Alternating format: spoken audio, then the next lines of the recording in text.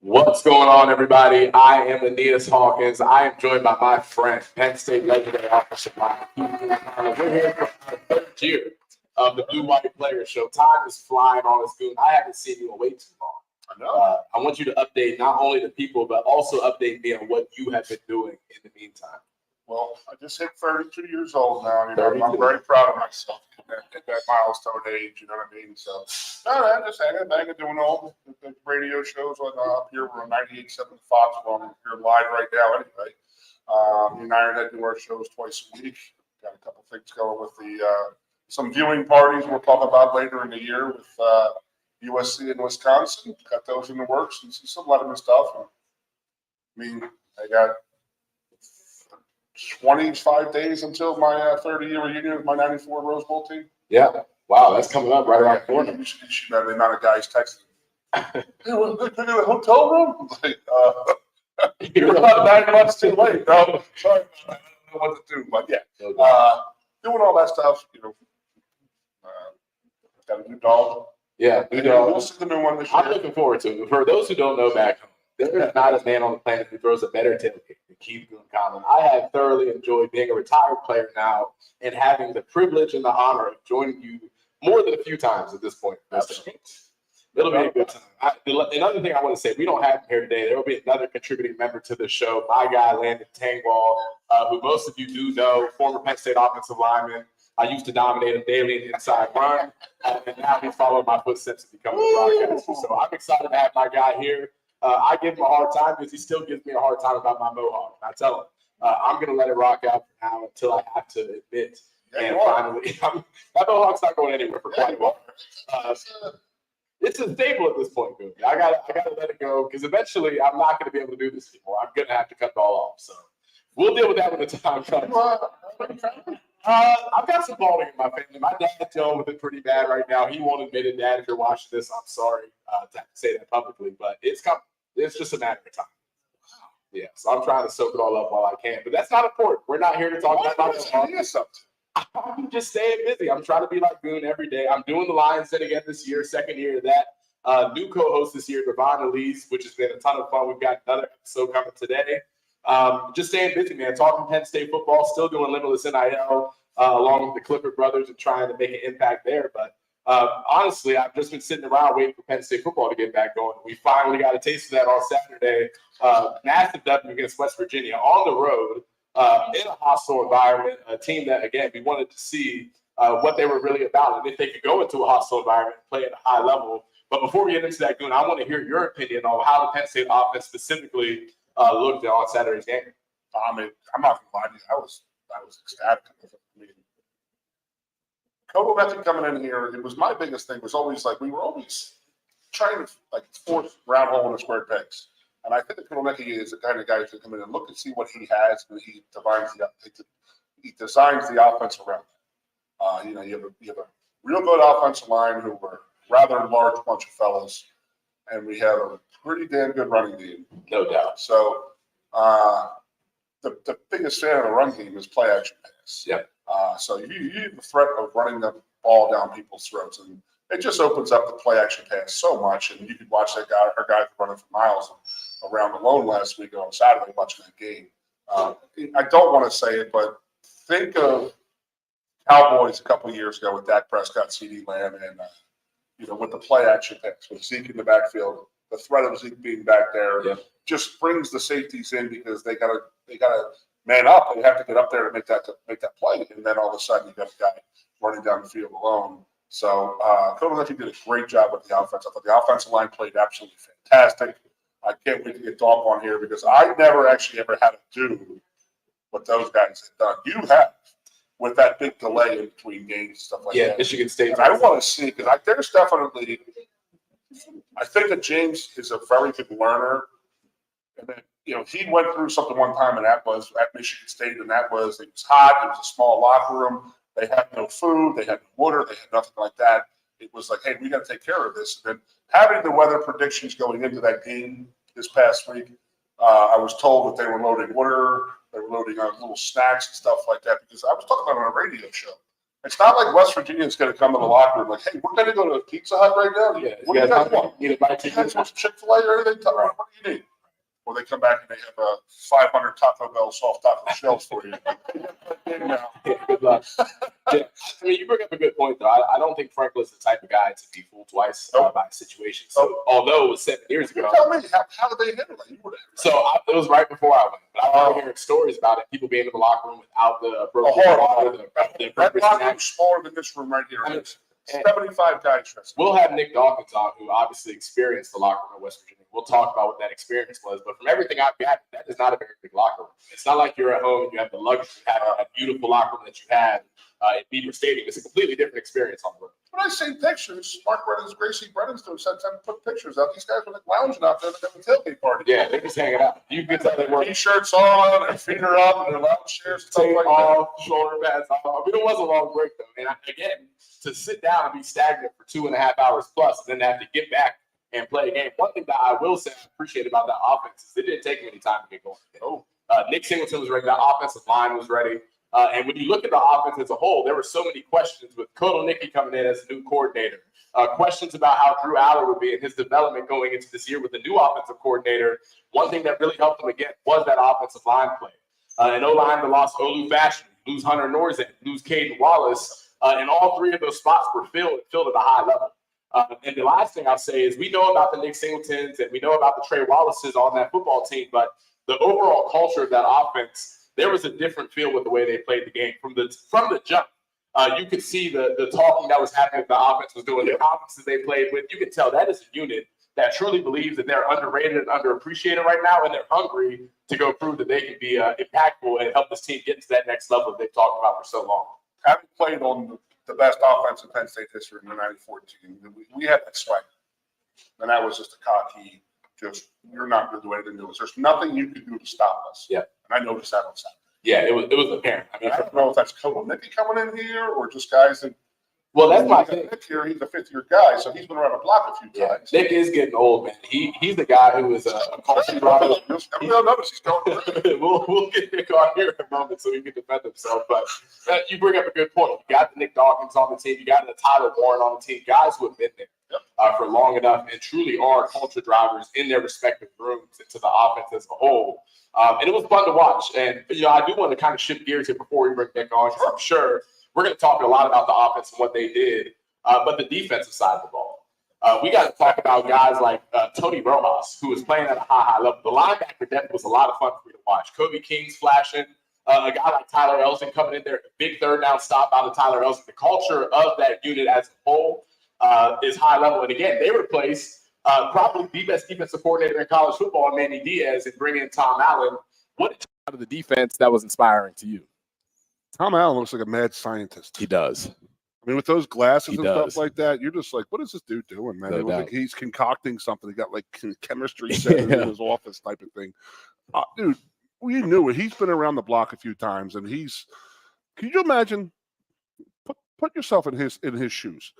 I'm not knocking Indiana. I'm not trying to do that or whatever. But he's going to walk out to practice, and he's got an Indiana defensive side of the defensive team right there. And then he's to walk out a year later, and he's coaching Penn State's defense. Yeah.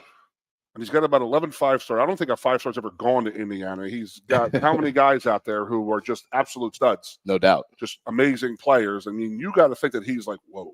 Yeah. This is amazing. You would think maybe at some point it's overwhelming, but I mean, you can look back at his defenses in Indiana. They constantly put a really good product on the field with a talent level that wasn't the same as Penn State's. I look at every level of this defense. I played defense at Penn State, and I was a part of some really good ones. 2019, #1 rush defense in the country. We had some great units, but now there's even more depth at every position than I ever experienced at Penn State. You look at Jalen Reed. You look at what KJ Winston's doing. Zaki Wheatley is coming off of the bench. Zaki Wheatley is not coming off of the bench at 95% of the schools across the country. You've got talent all over the board. You got a rotation that's able to go. I mean, a guy, Smith Vilbert, who everybody forgot about, comes in, has a strip sack. The depth in the DN room is incredible. The D tackles are playing at a high level. Devon Elise, Zane Durant, Hakeem Beeman off of the bench. The depth is impressive, and you need depth when you look at the expansion that's happening in the playoffs. Hopefully Penn State makes it like everybody's talking about them doing, but it's more games. It's more reps the guys have to play. Elise was not blocked. He still has not been blocked this year. Devon looked really good. He was I love what I saw out of Devon. He played great. The best game I've ever seen him play, to be honest with you. He was unblockable, and then they were following him. So I'm going to say this. I mean, you're the guy like Abdul Carter. Yep. Dude, we're good enough at linebacker. We're gonna. Why don't you go play DN, man? Yeah, that's the thing. They've got think about that. You can you have the ability to take an Abdul Carter and say you can go play defense, man, because we have enough guys to play linebacker for us right now. That's a big part of it. And the other thing I'll say is everybody wants to compare Abdul to Micah Parsons. You talk about Coach Franklin learning from a situation and not making the same mistake twice. We see what Micah Parsons is doing as the end of the NFL. And he didn't take any reps at Penn State as a defensive end. He's not making that mistake with Abdul Carter. I know a lot of people want to talk about the offsides penalties and trying to jump off of the ball and get ahead. A part of that is first game jitters, but at the same time, you want Abdul Carter lined up on the edge and trying to jump the snap count. That is when he's going to be the most impactful and the most special. You want to clean it up, obviously, but it's a good sign that they're hungry to get after that quarterback. They did. They did. They certainly did. Poor Garrett Green, man. Yeah, he wasn't happy, and they knocked the running back out of the game with his shoulder early in the first half. So that was a huge lump for West Virginia to get over. But, I mean, it's just the attitude our guys had. And it was just like, you know what? I love the business attitude. It's an older team. Yep. It's not a bunch of young guys out there right now. This is a well-led team. They're young. They're veteran. They have some great young players, but they're very, very well led. And I just like thinking about our guys walking in with lunch pails and hard hats. It's like, let's go to work. Let's go. No doubt. You know, and we have a lot of our fans here who were at the game this past Saturday. Yes, we do. It sounds like a pretty damn awesome environment. Yeah, it sounds like it was. And you know what? After the break, we will have center captain Nick Dawkins join us to talk a little bit more about that victory versus West Virginia, as well as what to expect in the games to come. We'll be right back out of the break with my guy, Doc, to talk about it even more. WFXX, once again. Your sports radio. Broadcasting live, loud and proud from Central PA Sports Authority. WFXS America. 98.7 The Fox State College. A lot has changed about State College. One thing that hasn't is W.C. Clark's Coffee Roasters on 234 East Calder Way. 30 different varieties of specialty coffee beans sourced from over 25 countries and roasted with love each morning in Happy Valley for over 45 years. They'll ship their fresh roasted coffee from their doorstep to yours. Order online at statecollegecoffee.com. That's statecollegecoffee.com. If you love wings, if you love rings, and all kinds of other tempting things, great times, great food, get too quick to steak and lose. Get our Best Wings USA signature sauces, mouth-watering appetizers, or any of our delicious award-winning lube favorites. Great times, great food, get too quick to steak and lose. The Center Hall Farm Store has been serving Center County and beyond for well over a half century. A small family business, the Center Hall Farm Store specializes in animal nutrition and manufactures its feed fresh using local ingredients. Get the best in horse, cow, pig, chicken, and bird feeds. If you're not already a customer, stop in and see why so many of your neighbors are. The Center Hall Farm Store at 110 West Allison Street in Center Hall, or call us at 814-364-1393. Two of the top names in local printing have combined to serve you better. King Printing and State College has merged with theprinters.com, forming one of the 400 largest printers in America. Combining traditional offset printing and digital workflow techniques, theprinters.com can print, assemble, package, and ship to anywhere in the world, all with the same high quality customers have known and trusted for over 50 years. Buy local and save. Get started today at theprinters.com.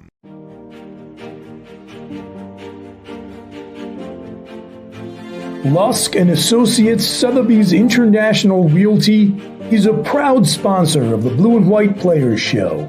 Lusk & Associates Sotheby's International Realty is South Central Pennsylvania's premier real estate agency, and they're inviting you to join in celebrating the official opening of their new State College office location, September 16th at the Nittany Lion Inn. That's Monday, September 16th from 5 to 7 p.m. at the Nittany Lion Inn. Visit annlusk.com to learn more.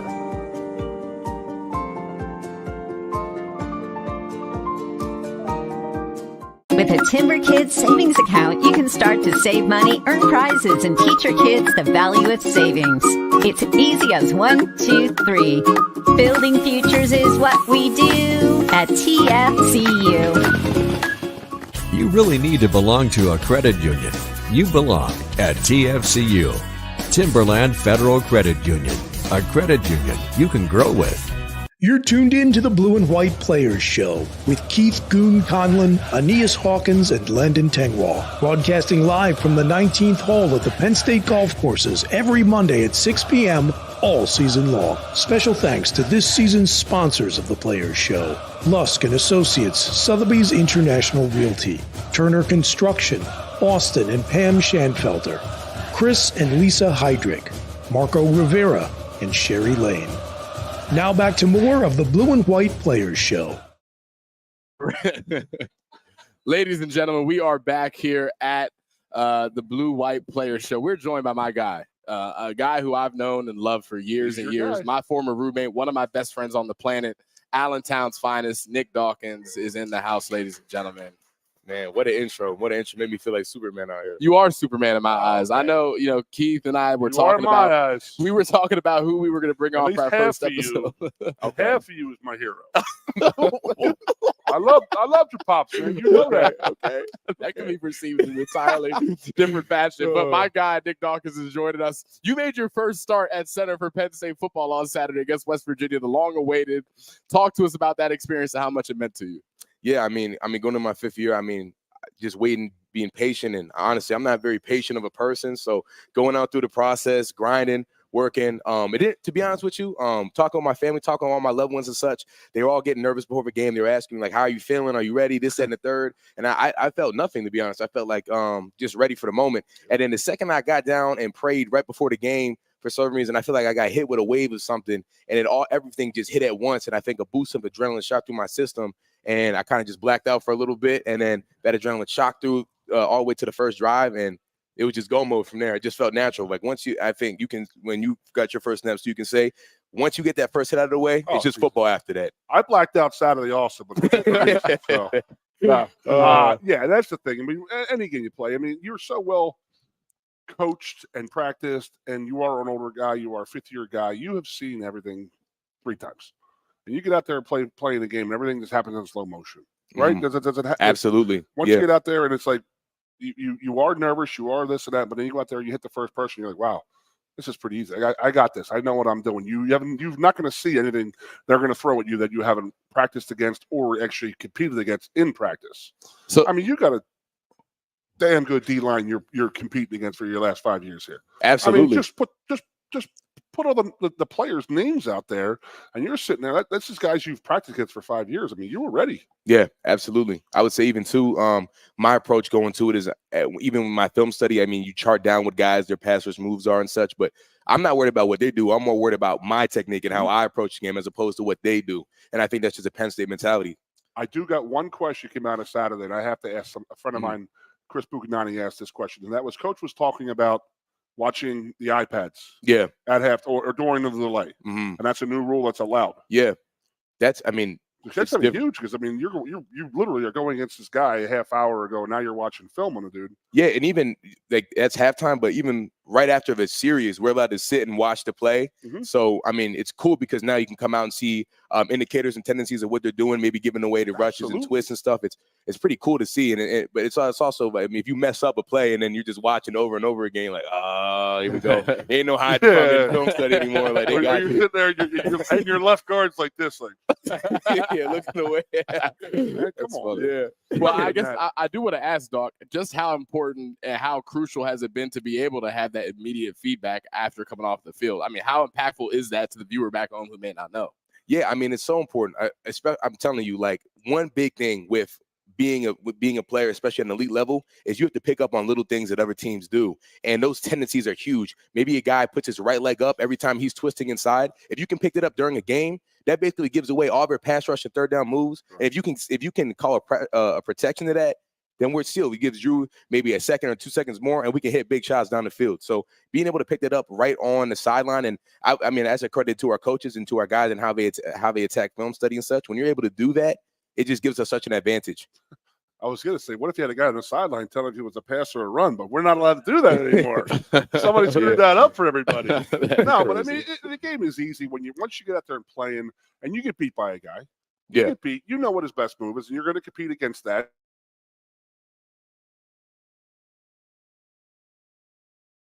And it's a little overdone, but some of the NFL movies, the Invincibles, are like, look at his fingers. Yeah, with fingertips. Yeah, that's true. But it's also about the footwork in the lineup. If he's squeezing the line of scrimmage, he ain't going to pinch. He's not jumping down in the loop. He's coming either across your face or he's just trying to get upfield as fast as he possibly can. So the pre-snap look for an offensive lineman, you could tell 90% of what they're going to do, just how they're lined up. Yes. You know, and as an older guy, you've seen it. Again, you've seen that you've done it. The game is easy at this point. Yeah, I 100% agree. Olu was huge on that too, just picking up on those tendencies. And when you can anticipate it too, I mean, you get to jump on them, and then now you get them. They look foolish when they. They look goofy, and now they're out of sorts because they're like, oh, they think we got superpowers now. They're like, how did he know what I was gonna do? Like I had telepathy or something like that. Doc, I want to ask you. So you talk about the nerves going into your first game and getting hit with kind of that wave of adrenaline right before. A situation that occurred early in the game that we all were able to watch, and there was really some confusion about, even from the broadcast booth, is kind of what happened on that first snap between you and Drew. There seemed to be some type of miscommunication or mishap.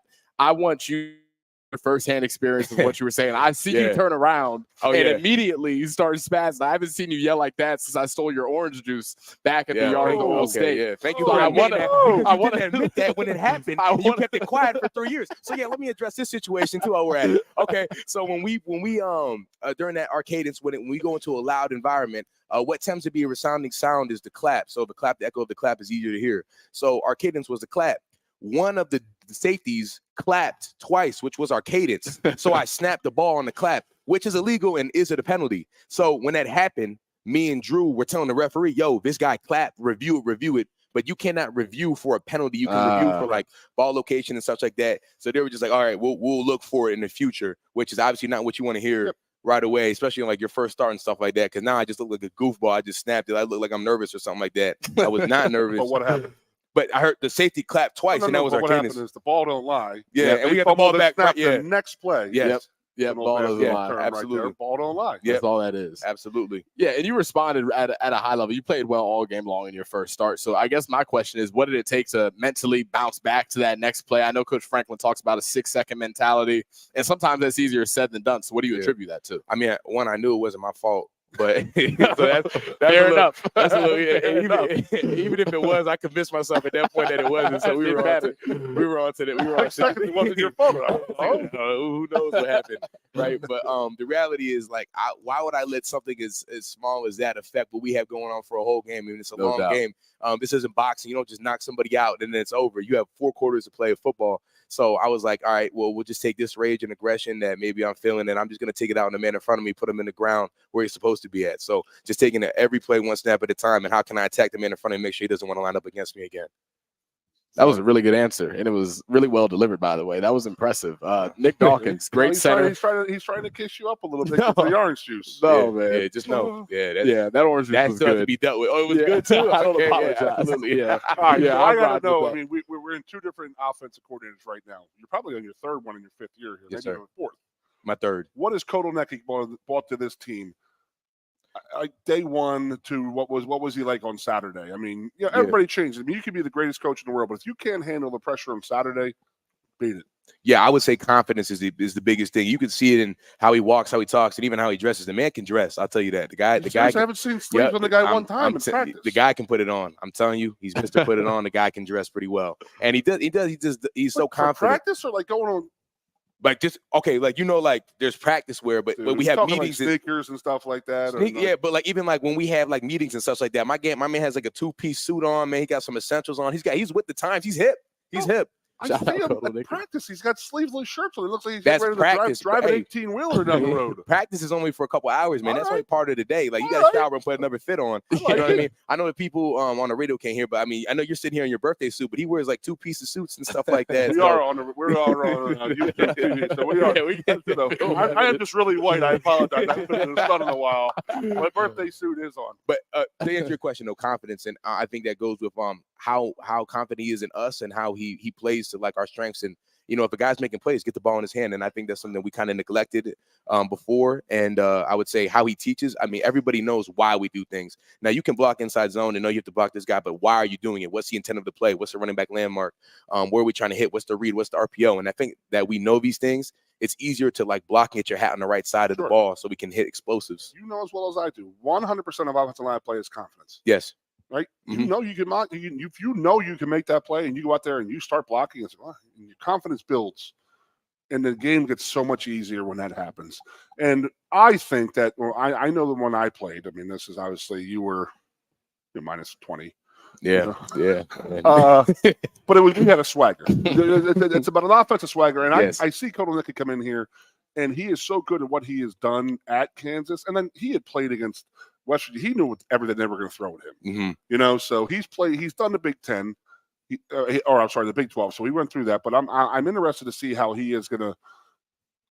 I guess I don't want to ask, but it was a very vanilla game.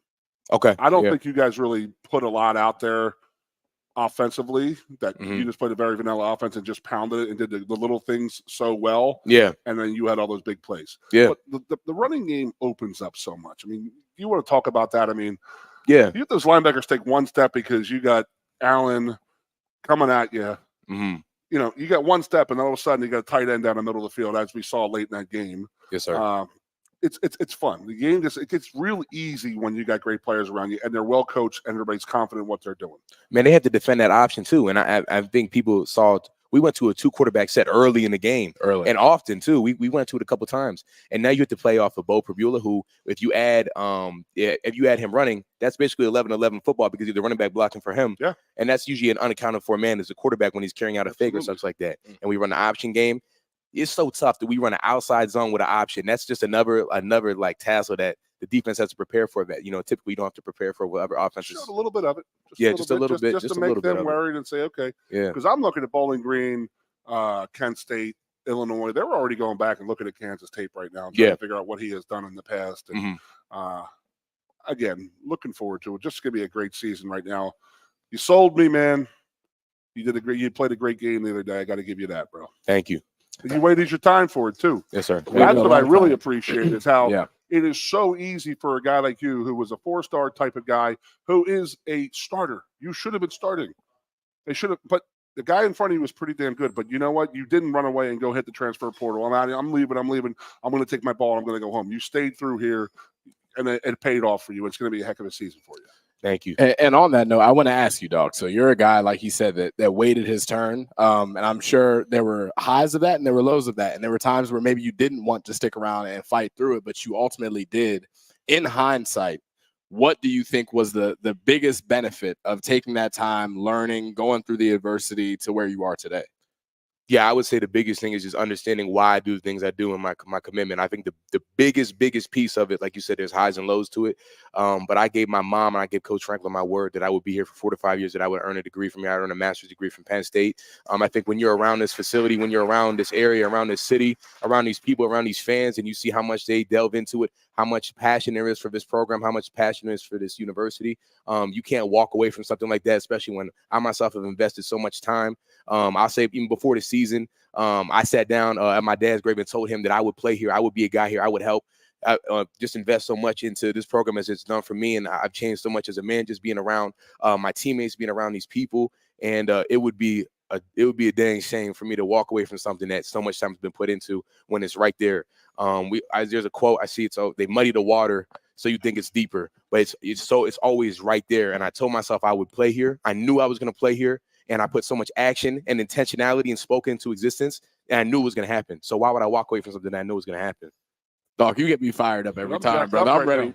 Listen, I'm ready to go, man. I'm with you. My God, Nick Dawkins, man. I'm not surprised at all to see the success. I want to get back to the offense. All offseason, we hear explosiveness, that. But what does it actually take for an offense to be explosive? What is the commitment up front that has to happen for that offense to become more explosive? We saw it against West Virginia. It was noticeable. There was a difference, and everybody's excited about it. What did it take to get from point A to point B? First thing is knowing what you're doing. In order to play fast, you must know exactly what you're doing. The second is the mentality that you want to punch somebody in the mouth every play. And I think third is just causing stress. I think for a long time, a lot of offenses, they think that they have to react to the defense. I think our mentality is the defense has to react to what we're doing. Yeah. I mean, think about even the conversation we're having now. Before last year, you weren't talking about what we were dialing up and all this and third, all the window dressing and stuff that we have on. Defenses have to prepare for that, like the option, the 2 quarterback sets, all that stuff. That's just stuff that they have to practice, things that they have to think about and game plan for. And it just takes time out of their day to prepare for what's actually at hand. And we have to play football. You have to be a man and line it up. What kind of man are you? You know what I mean? I got to give it to your physicality this past week up front. There was a physical team I had not seen in a long time. You guys were bullies out there. I was crying. Yeah, he called me choked up, tearing up, man. I was like, dude, this is amazing. I'm literally watching these guys come off the ball with a purpose and moving people. And you're moving them very, very well. Thank you. Well, all 5 of you, including Tyler Warren, who will be our guest next week, but he played a great game. I think he's so underappreciated. What Tang want to call you? Psycho T? Yeah, Psycho T is what we call him. That's a pretty good guy to have on your side. I think. You want Psycho T? That's not a bad guy. You want that guy on your team. Side note here. Psycho T's dad. You go meet him. You talk to him for 3 minutes. Terry Warren. Yeah, he's a young leopard, man. He'd tear you up, man. Yeah, there's no doubt how Tyler Warren became the way he did. Shout out Mr. Warren. That's my guy. At Lee, Virginia. I used to live down there. That's how I got to know Tyler's dad. Really? Yeah. I lived in Richmond before I moved up here in 05. I was like, well, it was 20 years ago, but how you doing, man? How are you? Nick, he's a heck of a player, man. Yeah, heck of a player. The last question I want to ask you here before the break, I've had the opportunity to get to know your mother, and I understand the impact that she's had on your life. But, I mean, she's highly talented, highly motivated. She has sacrificed a lot to help you get to this point you are now. Just give us a little bit of insight into your guys' relationship and how much she has meant to you in getting here and how much she still means to you today. Yeah, I mean, you hit the nail on the head. I think the first thing I think of is sacrifice. I think for everybody, you think about your mom and how much they've sacrificed for you to be here. And it's one thing to hear about it. It's one thing to see it. I mean, I just remember being in high school and coming back from like a high school practice, sitting around not doing anything, feeling tired. And I see my mom just came in after her 3rd job of the day. She's got done her 3rd shift and she's walking in like ain't nothing happened. And if that ain't toughness, I don't know what is. So when the way that she went about her business and didn't complain about it, and the sacrifice she made for me just to be here at Penn State, I owe everything in the world to her. Everything I do is to make sure that she never has to work again, that she never has to do anything again, that she can do whatever she wants to do. And I know she wants to have like a food truck. She wants to have whatever she wants. If she thinks about it, I want to make sure that can happen at any given moment. That's the same thing for my mom and my sisters. They've sacrificed so much. Drives to college campuses, to practices, to finding rides, to picking up my teammates when they need to get there in high school who didn't have much. She's just the epitome of selfless. And that's what I aspire to be every single day because she's done so much for so many other people and for me, and I'm in debt to her for my entire life. So all I can do is try to be the best man that she raised me to be for other people, for her, and to make sure that she never, ever, ever has to work again. I love it. You got me crying again, dude. This guy's good, man. Beautiful, man. We'll be right back with more Nick Dawkins. We've got plenty more to talk about. Stay tuned here on the Blue White Player Show. WFXS, once again, the Fox, your sports radio. Broadcasting live, loud and proud from Central PA Sports Authority, WFXS America. 98.7, the Fox State College. A lot has changed about State College. One thing that hasn't is W.C. Clark's Coffee Roasters on 234 East Calder Way. 30 different varieties of specialty coffee beans sourced from over 25 countries and roasted with love each morning in Happy Valley for over 45 years. They'll ship their fresh roasted coffee from their doorstep to yours. Order online at statecollegecoffee.com. That's statecollegecoffee.com.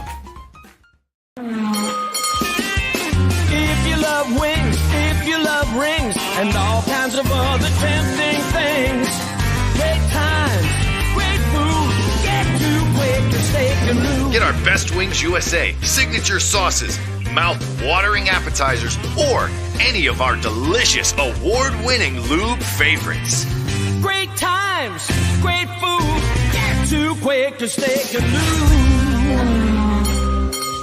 The Center Hall Farm Store has been serving Center County and beyond for well over a half century. A small family business, the Center Hall Farm Store specializes in animal nutrition and manufactures its feed fresh using local ingredients. Get the best in horse, cow, pig, chicken, and bird feeds. If you're not already a customer, stop in and see why so many of your neighbors are. The Center Hall Farm Store at 110 West Allison Street in Center Hall, or call us at 814-364-1393.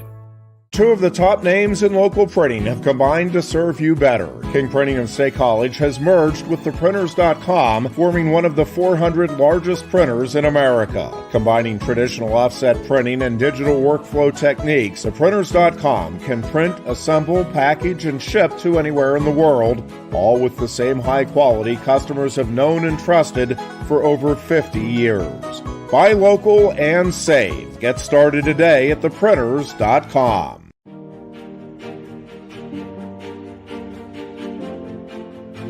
Lusk and Associates Sotheby's International Realty is a proud sponsor of the Blue and White Players Show.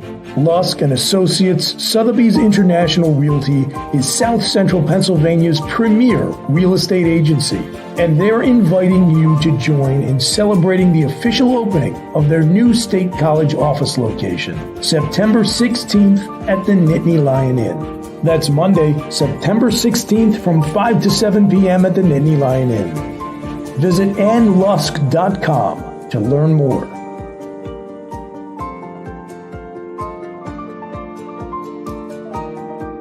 With a Timber Kids savings account, you can start to save money, earn prizes, and teach your kids the value of savings. It's easy as 1, 2, 3. Building futures is what we do at TFCU. You really need to belong to a credit union. You belong at TFCU, Timberland Federal Credit Union, a credit union you can grow with. You're tuned in to the Blue and White Players Show with Keith Goon Conlon, Aeneas Hawkins, and Landon Tengwall. Broadcasting live from the 19th hole at the Penn State Golf Courses every Monday at 6 p.m. all season long. Special thanks to this season's sponsors of the Players Show: Lusk and Associates, Sotheby's International Realty, Turner Construction, Austin and Pam Schanfelter, Chris and Lisa Heydrich, Marco Rivera, and Sherry Lane. Now back to more of the Blue and White Players Show. Welcome back into the Blue White Players Show. We are here still with Nick Dawkins, and we talked a lot of football, and we'll get back to doing some of that too. But you're having a tremendous impact off of the field as well. It's apparent when we hear you talk that you're motivated in other ways than just football. You talk about family, you talk about a master's degree. I want to talk about the Dawkins Family Foundation and what you've been able to do in the offseason. I just saw that you did a backpack giveaway. So get into some of the details. Goon, go ahead. He already graduated.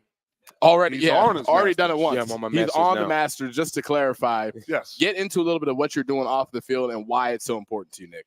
Yeah, I heard a quote. It's like, in order to get rich, you must enrich. And I think that's so important. I've been given so much in my life. So many people have helped me out to get to where I'm at now. So I think it's, given the platform that I have and like just the resources and such now, it would be a shame if I didn't do something with it. So we started the Dawkins Family Foundation. I think it was important too. My family always has been doing stuff like that. So more organized. And I mean, my mom is pretty organized and my sister, they all want to do stuff like that. So got them together. We formed it about 2 years ago, and we've been doing a lot of community initiative things. So we do our backpack drive at the end of August. We've done that's our second annual one. We're giving away turkeys for Thanksgiving. We work with the Ronald McDonald House in Orlando, Florida to feed the homeless. We pick 3 families from Eastern Area Community Center, and we give Christmas gifts to the family then. And we're looking for more opportunities. So if anyone has any other opportunities or places that need help or to be served, we'd love to help them out. And we do some stuff. We're doing a football rally in State College to donate money for breast cancer awareness to the YMCA State College. So anything to help people out. Contact info. Yep. DawkinsFamilyFoundation.org. You can just hit the contact us and email, and we'll get back to you within 2 to 3 business days. Yep. DawkinsFamilyFoundation.org. DawkinsFamilyFoundation.org. I want to ask you, I think there's so much written and talked about in NIL specifically where people, it's kind of shaped as a selfish ambition, kind of gimme. And clearly you've taken a different route where your focus is actually on what you can do for others. What do you attribute that ability to? What does it come from? Why are you the way that you are in an era where it's unpopular to do the selfless thing and you do it over and over again? I don't know. I think a lot of guys want to, they just don't know how to. I think with a lot of times they don't know how to do it, and so a lot of time when people don't know how to do things, they just stop and just go back to what they're used to. And for me, I've just been around people. My family, it's always been wanting to get back, so it was easier for me to set that up, to get that done. And when I think of NIL, I think the concept of it is so jacked up because you hear NIL and you think of just money. Yep. But it's name, image, and likeness. And what else is your name, image, and likeness in? Your reputation and your personality and how you treat people and such like that. So I've been doing NIL long before it was a thing in terms of like how I've been able to grow my reputation for my family because growing up, obviously my dad played in NBA for a long time. He had a great reputation. And I was always taught that my reputation, how I acted was completely enacted on how he was perceived as well. So I wanted to make sure I had so much respect for my dad and what he's done. Why would I do anything to jack up how he taught me and how he raised me and such? So for my whole life, I just feel like I've been part of something a little bigger than myself when it came to reputation and such. So I had a present for you, but it didn't make it. Okay. I had your father's jersey, the 53. Oh, man. That was my number here. That's your number here.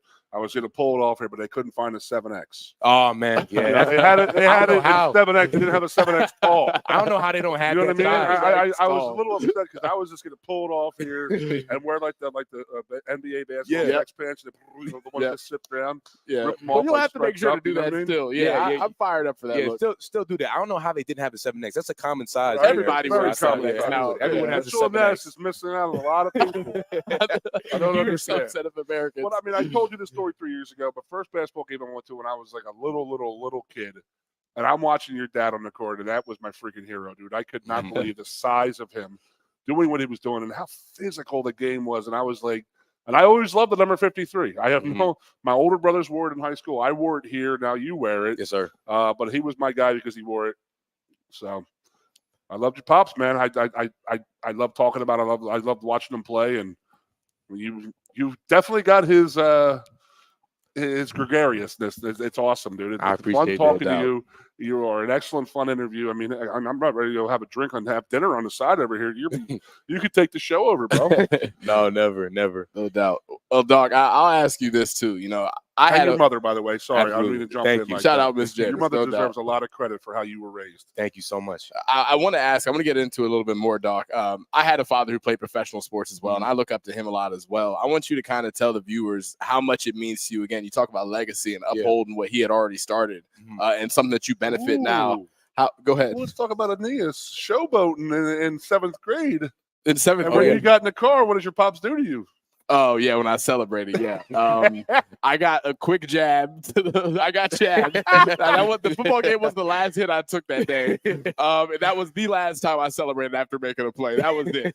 He told me to act like I had been there before, and I'm still at 24 years old remembering that lesson. So, Archer Hawkins, thank you so much for teaching me humility. That's not important, though. What we're here to talk about is how important your father's legacy is, the Dawkins family legacy is. How important is that to you? And how much does it actually motivate you on a day-to-day basis? Yeah, everything I do, to be honest. I think the greatest gift you can be handed down as a person is your last name. And it is up to me to make sure that the value of it is worth much more than it was given to me for my next generation of my family. And that motivates me every single day. I think about if I ever were to do anything, what do they always say? They always say current Penn State player, former Parkland player, son of Daryl Dawkins, before we even get into the headline of what I did. So that tells you already exactly what I exemplify and what I am correlated with before I even do something. So it's important to me. Everything I do, I make sure that all my actions are aligned with representing this program, representing my family, representing myself before anything else.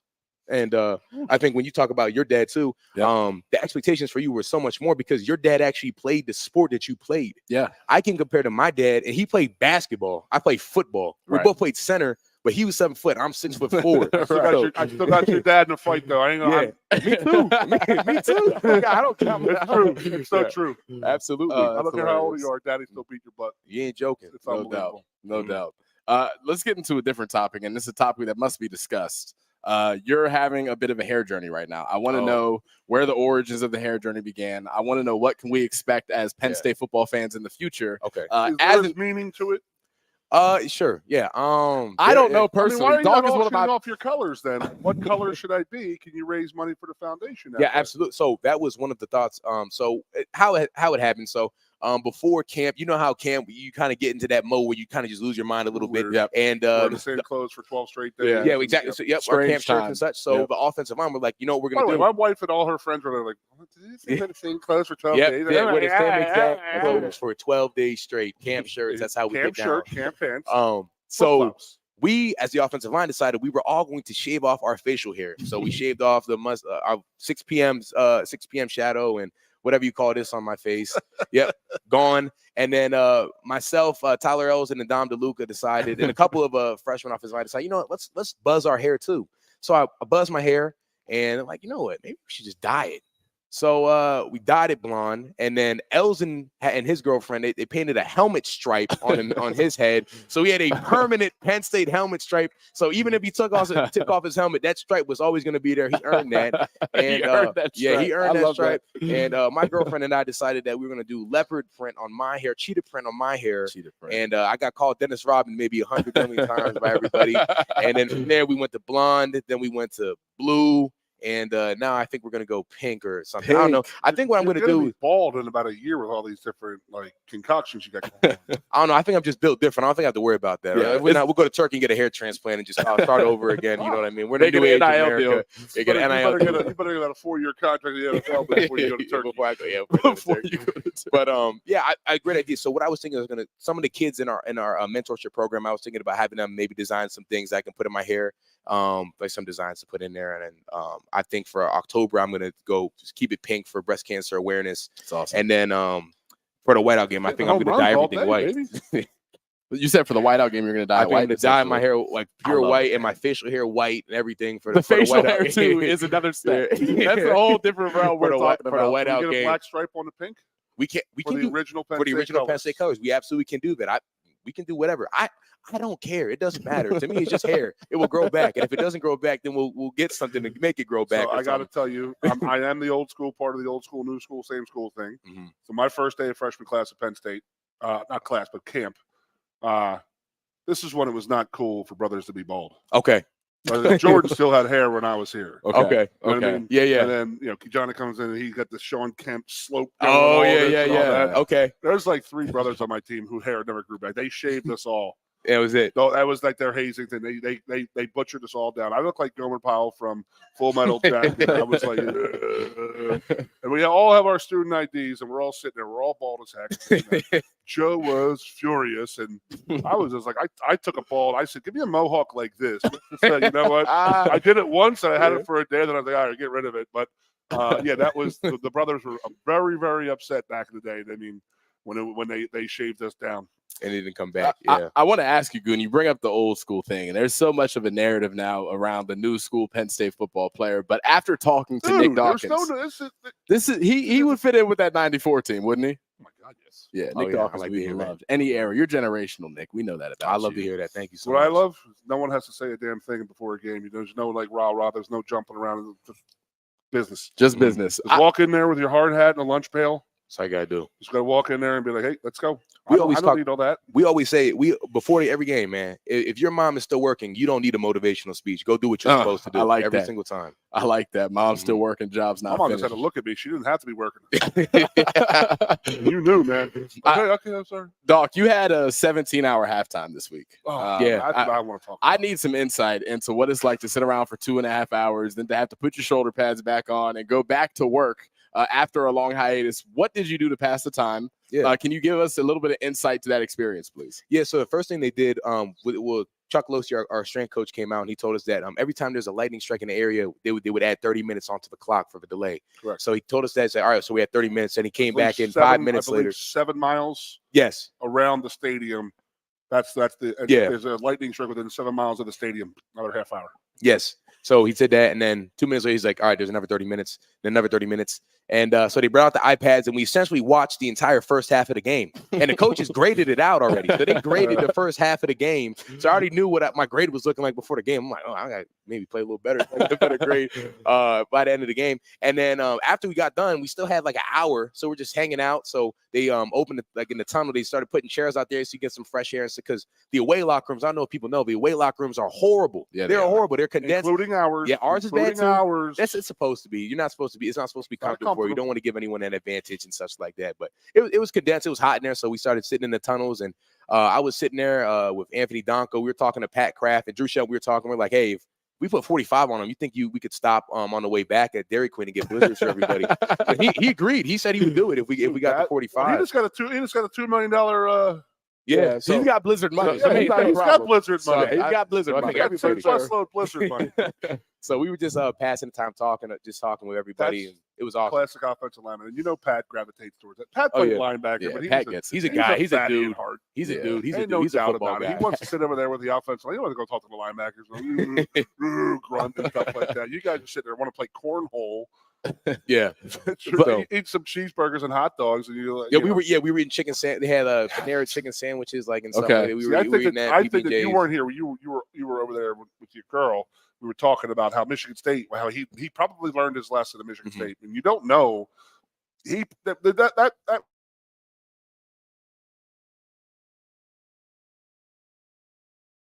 Yeah, I tell them on my radio show, and I always talk like they're not asking if Penn State wants. Hey, we're going to go down to Burger King right now. You guys want some Whoppers or some Chick-fil-A? I mean, it's true. I mean, yeah, they were well prepared. We had tons of snacks, tons of water, and everything like that. And I think you could even see from our wheat that we brought, and you could even see when we came out in the second half, 5 of their players cramped. None of our guys did. I think that was hydration preparation and food and everything. That's Chuck. Yeah, Chuck Losey, Andy Mutton, and so they were ready. Can we give Leanne Loudon some love too for the snacks? Yeah, shout out to Leanne too. She definitely was well versed and prepared for that. So I miss Leanne Loudon every day. Yeah. Does she still do the shakes post lift? Yes, yeah, she does. She does do those. What were you? Were you a gainer, or a leaner, or you were a tweener? I think you were a tweener guy. I was gained for like 11 months, and then they were like, "You got to start drinking lean shakes. This is getting ridiculous. Your body fat percentage is way too high to be a competitive football player." So we went to the lean chocolate peanut butter protein. Shout out Leanne Loudon. I miss him every day, and I need that recipe. Yeah, we got done our workouts in '94, and it was like, "Here's a glass of water for you." Yeah, get out of here. You're too fat. Here's some water, or you're too skinny. Put some weight on. No doubt. No doubt. Well, Nick, it was an honor and a privilege to have you on the show. We wish you the best of luck going forward. We'll have you again, please. We will have you back here soon. Nick Dawkins, ladies and gentlemen. Stay tuned. We'll be back on the Blue White Players Show. WFXS, once again, your sports radio. Broadcasting live, loud and proud from Central PA Sports Authority, WFXS America. 98.7, the Fox State College. A lot has changed about State College. One thing that hasn't is W.C. Clark's Coffee Roasters on 234 East Calder Way. 30 different varieties of specialty coffee beans sourced from over 25 countries and roasted with love each morning in Happy Valley for over 45 years. They'll ship their fresh roasted coffee from their doorstep to yours. Order online at statecollegecoffee.com. That's statecollegecoffee.com. If you love wings, if you love rings, and all kinds of other tempting things, great times, great food, get too quick to steak and lube. Get our Best Wings USA signature sauces, mouth-watering appetizers, or any of our delicious award-winning lube favorites. Great times, great food, get too quick to steak and lube.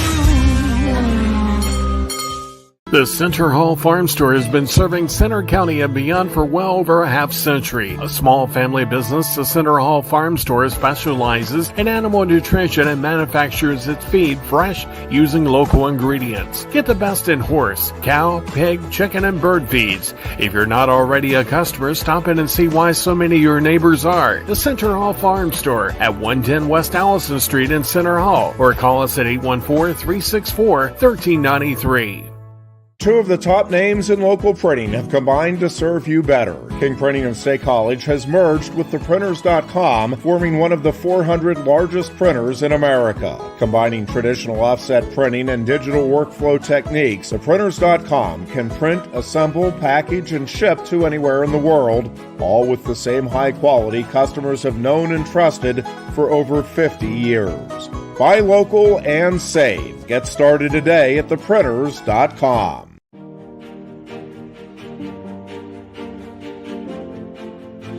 Lusk and Associates Sotheby's International Realty is a proud sponsor of the Blue and White Players Show. Lusk and Associates Sotheby's International Realty is South Central Pennsylvania's premier real estate agency, and they're inviting you to join in celebrating the official opening of their new State College office location, September 16th at the Nittany Lion Inn. That's Monday, September 16th from 5 to 7 p.m. at the Nittany Lion Inn. Visit annlusk.com to learn more.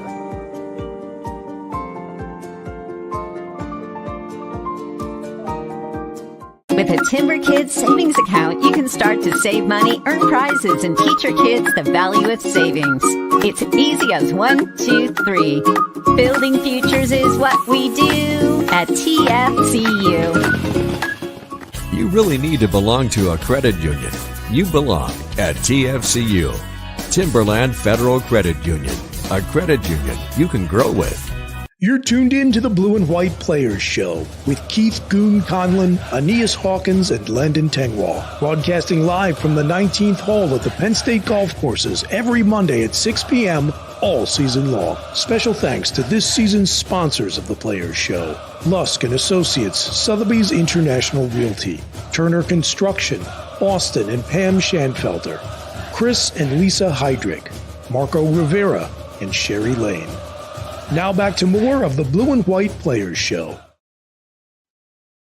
Hey, what's going on? Welcome back to the Blue White Players Show with me and my man Aeneas. Great show, dude. Hey, great to be back here again. Love talking to Doc. You could do it all week, every week. It would be the greatest thing ever. So we're going on our Letterman segment again. We got it sponsored by Atlas Therapy, again owned and run by former Letterman Justin Kirpakis.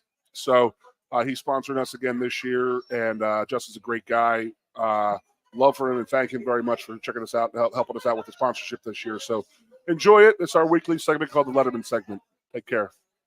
I graduated December of 2000 from Penn State, and I was a defensive end. I own multiple businesses and moved back to Pittsburgh from State College. Had lived in State College since 2007 when I was kind of at the tail end of my NFL career, and born and raised in Pittsburgh, though, and moved the family back here June 30th. One of the businesses I own is Atlas Therapy, outpatient physical therapy clinics in Central PA, including State College. We're very proud of what we've created there. We've been around for 14 years, and it's not even close. We're the top place in the area, and so we hope no one has injuries or things that they need rehab. But if you do, come see us at Atlas Therapy, and you'll see it's a special place, and we've got a special team there as well.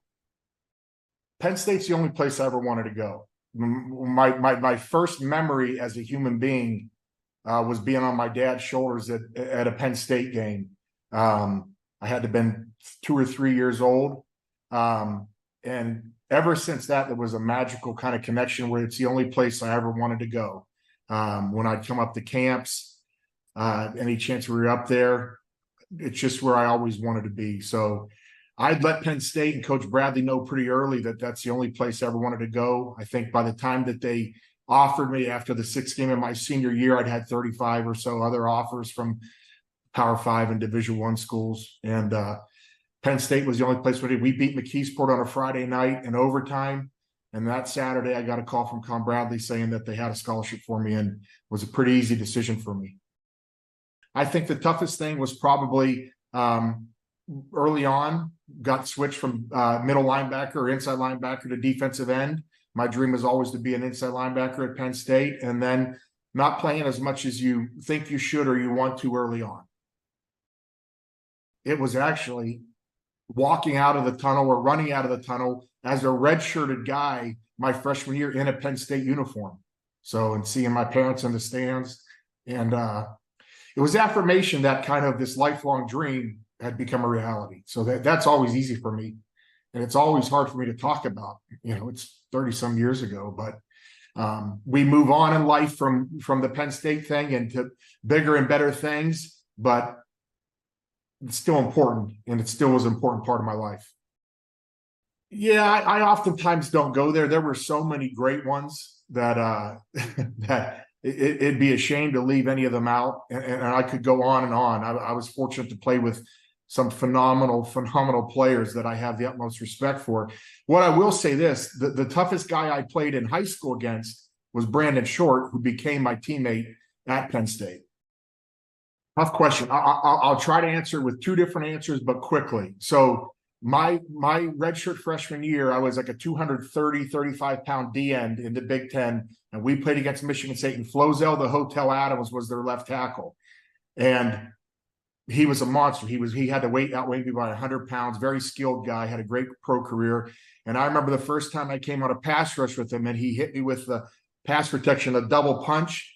I was like one of those cartoons where I was like, and I said, boy, this guy's a whole nother level. So whether it was my age or just that guy's ability, that was the first. The second one I'd say is a combination between Drew Brees and his offensive line. I always didn't like playing them because their offensive line was so athletic and his release was so quick, and the way that they would do it kind of timing wise, you could never get to Brees. It felt like they were very frustrating plays. So that's probably my two answers for that. I'm a traditionalist. I mean, everyone that knows me, I love the history of the game and the tradition and everything. So places like the Big House were enjoyable. Everyone probably talks about Wisconsin, and when jump around the whole stadium is shaking. But I got to tell you, as a Pittsburgh kid from Central Catholic that went to high school in the shadow of the Cathedral of Learning, we played at Pitt Stadium. Before it was torn down and turned into the Peterson Event Center. That was a special game for me. I went there, walked up Cardiac Hill as a kid with my dad and brother to watch Pitt games. And so then to play in that stadium was pretty cool, but playing for the team that I always wanted to be on.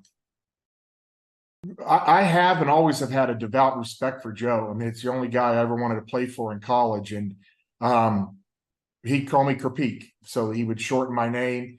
And as teammates will tell you, I was a little bit rambunctious as a youngster and kind of to the echo of the whistle. And I'll never forget my first spring, I maybe jumped on a pile late or something. And he said, Kerpeak, you got no poise. You'll never play here. And that changed me.